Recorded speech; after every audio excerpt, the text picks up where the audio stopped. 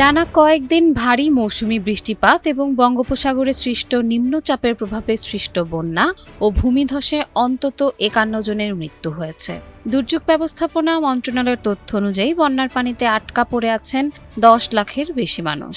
ভারী বৃষ্টিপাত অব্যাহত থাকায় পরিস্থিতির আরও অবনতি ঘটতে পারে। ফোটানোর ঝামেলা ছাড়াই নিরাপদ পানির জন্য ঘরে আনুন পিওরিট। কল করুন 16627।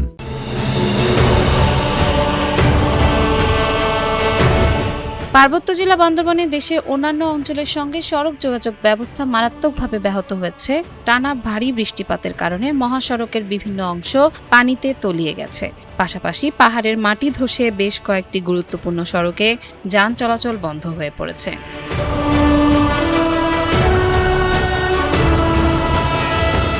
সড়ক যোগাযোগ বিচ্ছিন্ন হওয়ার ভোগান্তিতে পড়েছেন স্থানীয় বাসিন্দারা। জরুরি সেবা, খাদ্য সরবরাহ ও নিত্য প্রয়োজনীয় পণ্য পরিবহনেও দেখা দিয়েছে চরম সংকট।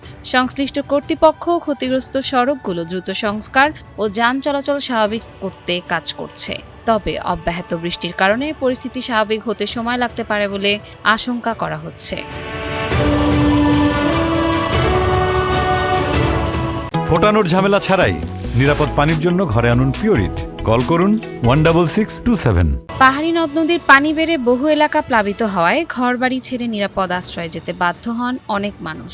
নিহতদের বেশিরভাগই পাহাড়ি এলাকায় ভূমিধসে মারা গেছেন। এছাড়া আকস্মিক ঢলেও কয়েকজনের মৃত্যু হয়েছে।